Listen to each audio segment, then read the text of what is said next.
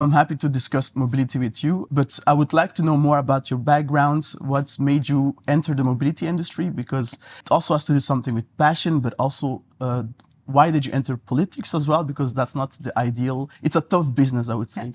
It's two different questions. So entering politics was more natural for me, and entering mobility, it's another, there's another explanation. So politics came first. So when I was 18, I moved to Brussels because it was for me the only city in Belgium that's... And you're not from Brussels originally? No, I lived in the north of the country, in the north of Antwerp when I was young. And so I really needed the city, the big city. And so Brussels was the only real option for me. So I came to study here, I stayed here, and I still love Brussels. I feel Brussels, my children live here. But as a student, I was already engaged in Amnesty International, Oxfam, so in a lot of organizations trying to save the world, to change the world. So that's still a part of my conviction. And at that time, it was the conviction that we need to make sure that everybody has equal opportunities here, but in the rest of the world, and also this generation, but also generations after us. So that's the main motivation for a lot of my actions. How can I leave this place better than I found it at that stage? And so politics kind of came natural. So I started at university. I came in contact with political parties, and for me, the Green Party was the only party that responded to my ideological framework. And so I became active behind the scenes. I was a volunteer.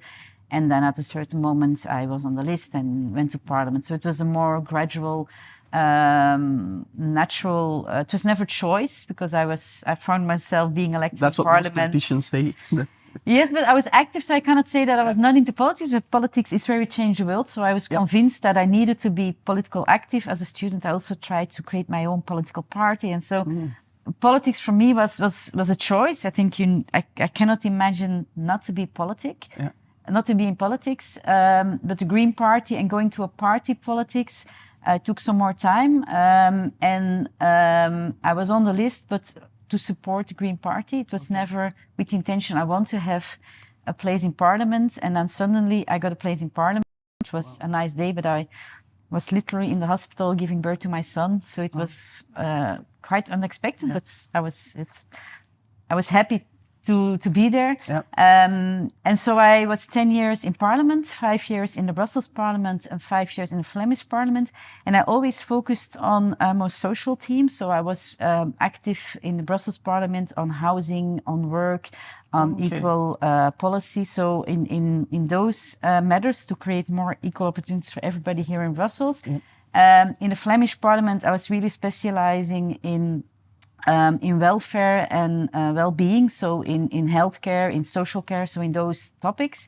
And for me, mobility follows that. And I think it's not a logical choice, but for me, it is logical. Because if you look at Brussels, and if you see what we need in Brussels, now we need to talk about public space. For me, we need to talk about housing, employment. It still remains important, but I think the public space is where we can change a lot, because most people in Brussels, they don't have a garden, they don't have a terrace. So this is our collective home.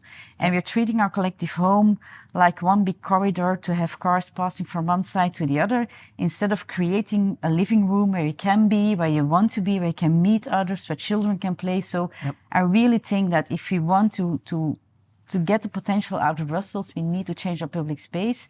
And if we need to do so, it's talking about space. For me, time and space are two really important political issues.